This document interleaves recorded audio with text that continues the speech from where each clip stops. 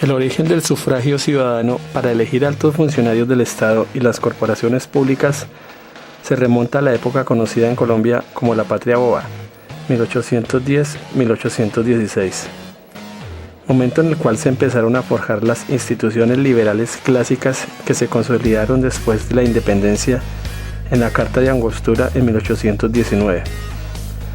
Los sistemas electorales de la época estaban basados en el sufragio indirecto y público, y en un posible voto universal que de hecho fue siempre un extremo restringido o de muy baja participación electoral de la población. El voto indirecto de la Patria Boba y la Gran Colombia fue similar al usado en Francia y España en 1810 y practicado hasta 1834. La población votaba de manera directa en las parroquias. Acá se designaban los apoderados o electores, quienes nombraban a otros electores. Ellos a su vez, en el nivel de la provincia, eligen a los diputados a las Cortes en las elecciones terciarias. La mayoría calificada era requerida para la elección del presidente, vicepresidente y senadores. En la Nueva Granada se redujo una instancia y así la elección pasó a ser en principio de segundo grado, pero cuando faltaba la mayoría absoluta se debía acudir al tercero, el cual era un perfeccionamiento. Este eventual paso le correspondía al Congreso para la elección de presidente y vicepresidente de la República y a las respectivas asambleas electorales en los casos de la elección de diputados a la Cámara Provincial, cuando en el primer escrutinio de aquellas no se hubiera logrado la mayoría absoluta. El sufragio indirecto en Colombia se prolongó en el tiempo para la elección de senadores y presidente de la República. Sin embargo, desde la mitad del siglo XIX se hace en forma directa para los representantes a la Cámara, las legislaturas estatales o asambleas departamentales y para las corporaciones municipales. La elección de senadores fue siempre indirecta hasta los comicios de 1947, con excepción del veranillo de 1853 a 1859 y de algunos estados federales en los que no eran acordados por legislaturas. Desde la regeneración hasta los comicios de 1943, los senadores fueron nombrados a través de las asambleas departamentales y antes de 1851 por colegios electorales o asambleas electorales de provincias. Pero en numerosas ocasiones, de hecho, los senadores fueron algo así como nombrados por el Poder Ejecutivo o la cúpula política. La elección del presidente se hizo en segundo grado en el siglo pasado y hasta la del general Reyes en 1904, con excepción de la de 1856, en la que Ospina Rodríguez derrotó a Murillo Toro y al general Mosquera, y la del vicepresidente Mayarino, que ejerció como encargado para terminar el periodo de Obando. Por su parte, la elección de representantes a la Cámara fue indirecta solo hasta 1852, a través de colegios o asambleas electorales, y ha sido directa desde 1855 hasta hoy.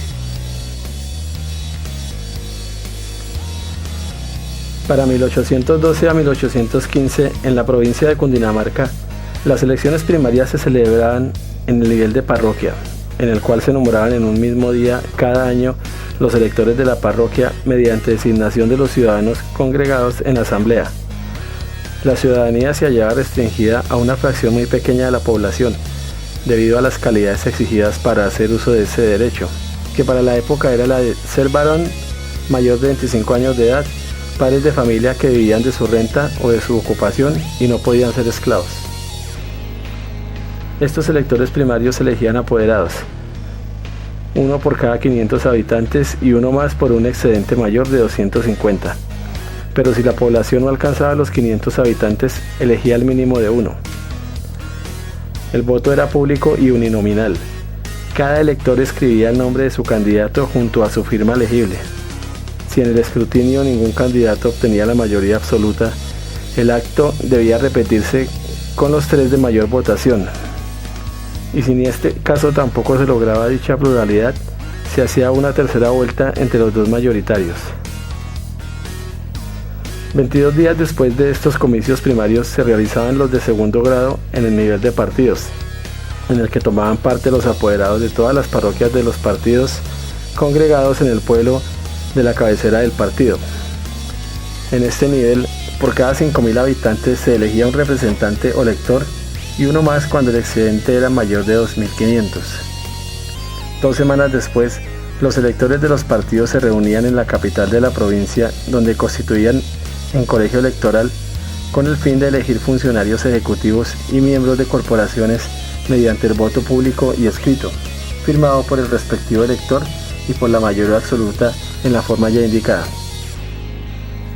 El colegio elegía en un mismo día, 5 semanas después de los comicios primarios, a los consejeros, senadores, legisladores y miembros del Poder Judicial de la respectiva provincia, así como el representante de ella al Congreso. El número de miembros del cuerpo legislativo que debía ser elegido era el de 1 por cada 10.000 habitantes. En otras provincias durante la Patria Boba, el sistema presentaba algunas variaciones. Así, por ejemplo, en la provincia de Tunja para 1811, los electores de cada departamento de la provincia proponían 5 o 6 nombres al colegio electoral, el cual seleccionaba 2 representantes. En el colegio de la provincia elegía senadores, representantes y gobernador de la misma. En la provincia de Antioquia, en 1812, cada cabildo departamento de la provincia elegía un senador provisional. Camino a la papeleta como sistema de votación. El sufragio fue público hasta la reforma de 1853 y desde entonces hoy ha sido formalmente secreto. Las normas de 1855 y 1856 prescriben la utilización de las boletas o papeletas, las cuales deben ser impresas o manuscritas y se encerraban en una cubierta de papel blanco, de modo que pueda cerrarse en forma de carta. Cada elector depositaría en la urna electoral, que será una caja de madera con una abertura que no baje de 8 centímetros. En primera fase, para las asambleas electorales de cantón y de provincia, se votaba en las asambleas parroquiales de viva voz, y después mediante papeletas con los nombres de los candidatos y con la firma de los sufragantes primarios. Todos los puestos elegibles en este periodo lo fueron por elección indirecta. A partir de 1853, las elecciones dejaron de ser públicas en lo concerniente a los sufragantes primarios, tomándose entonces en secretas y siempre con la utilización de papeletas que se depositaban en urnas electorales, vigiladas por jurados electorales. Aquí también y hasta 1931, cuando finalizó el modo uninominal de escrutinio, se computaba el número de votos que hubiera recibido cada individuo en total de las papeletas escrutadas. Según el orden de votación se declaraba su elección de manera ordinal, como principales a los de mayor votación y como suplentes a los siguientes en orden descendiente. Una vez en la nación se permite el voto directo en 1853, las elecciones se celebran en las parroquias ante un jurado electoral compuesto por 5 miembros principales y 5 suplentes, nombrados por sorteo de la lista de todos los vecinos del distrito que sepan leer y escribir. Cada jurado tiene a su cargo una urna en la cual no pueden votar más de 400 personas. Norma que estuvo vigente hasta 1984, cuando en la ley electoral de 1985 esta capacidad se amplió hasta un máximo de 800 personas por urna. Los actos electorales se hacían en sesión permanente y pública durante 6 horas. Para 1853 y 1859, de 9 de la mañana a 3 de la tarde, de 7 horas en el federalismo radical, comprendido entre 1863 y hasta 1886, siendo de 9 de la mañana hasta las 4 de la tarde y 8 horas desde 1880 hasta hoy. Después de concluido el proceso de independencia, el país tuvo la responsabilidad de organizarse institucionalmente. Lo primero que se debió considerar era quiénes se llamarían nacionales, para así saber quién podía ejercer las actividades electorales, razón por la cual en primera instancia los esclavos, que constituían una mayoría del país, no fueron considerados como ciudadanos. En el periodo de la Patria Boba, 1810-1815, para ser sufragante primario se debía vivir de la renta o del trabajo y tener más de 21 años o estar casado. Eran excluidos además los esclavos, además los asalariados, los vagos y aquellos de quien costara que hubiera vendido o comprado votos en las elecciones. Para esta misma época, para ser elector o sufragante secundario se requería tener un oficio honesto, residente de la provincia y mayor de 20 años para ser elegido representante terciario. Es importante recordar que para esta época los sufragantes primarios votan para elecciones de parroquia. Los elegidos votan por apoderados de partido, estos para representantes y estos por el colegio electoral de provincia. Para la época de la Gran Colombia se redacta la Constitución de 1819 y se determina que para ser sufragante primario o ciudadano se debe poseer una propiedad raíz de 500 pesos o tener algún grado de probación pública en una ciencia o arte liberal o mecánica, o gozar de un grado militar o de algún empleo con renta anual de 300 pesos. Mientras que para ser elector o sufragante secundario se debía tener una propiedad de 1.000 pesos o gozar de un empleo de 500 pesos de renta anual o tener bienes raíces que le produzcan una renta anual de 500 pesos. Con la Constitución de 1821, para ser ciudadano se decidió que además de tener 21 años, ser casado, se tenía que tener una propiedad raíz o tener un oficio, profesión, comercio o industrial útil, con casa o taller abierto sin dependencia de otra clase de jornalero o sirviente. En el año 1843 se redactó una nueva constitución, la cual en relación con la cuestión de la ciudadanía y de la función electoral le dio continuidad de la noción de esclavitud y declaró como ciudadanos únicamente a los hombres libres nacidos en el territorio, pero tan solo concedió el derecho a participar en los procesos electorales a aquellos hombres libres mayores de 21 años que fuesen dueños de bienes raíces localizados en el territorio y cuyo valor fuese de 300 pesos o que tuviese una renta anual de 150 pesos y haber pagado impuestos. Para ser elector se debía ser alfabeta y mayor de 25 años o ser casado y ser vecino del cantón. Hasta 1853 tan solo el 5% de los hombres ejercía el derecho al voto. El otro 95% no participaba del sufragio por razones culturales, económicas o de ciudadanía. Con la Constitución de 1853 surgen varios cambios importantes. Se abolió la esclavitud, se declaran ciudadanos y con derecho a voto a todos los hombres nacidos en el territorio que estuvieran casados y que contaran con la mayoría de edad.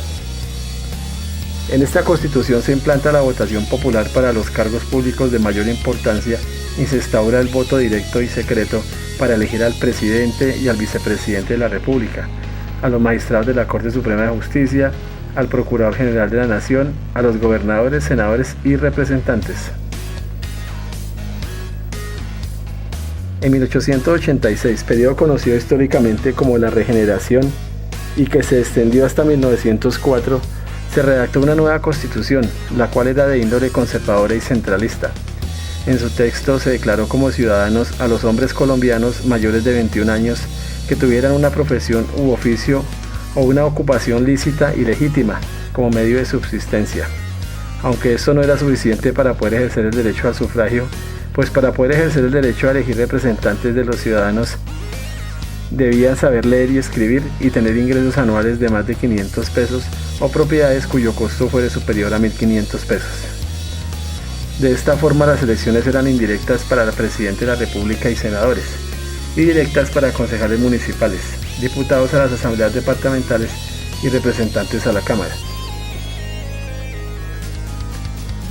En 1936 se instauró el sufragio universal para todos los hombres mayores de 21 años, mientras que la elección indirecta de senadores se mantiene hasta el año 1945. Para esta época se da la elección directa para presidente, Cámara de Representantes, asambleas departamentales y consejos municipales. Durante el gobierno de Rojas Pinilla no se realizaron elecciones sino hasta el plebiscito del año 1957, en donde las mujeres por primera vez en Colombia obtienen derechos electorales. Así el derecho al sufragio cobijó a todos los hombres y mujeres mayores de 21 años. Las mujeres adquirieron el derecho al voto con el acto legislativo número 3 de la Asamblea Nacional Constituyente el 25 de agosto de 1954.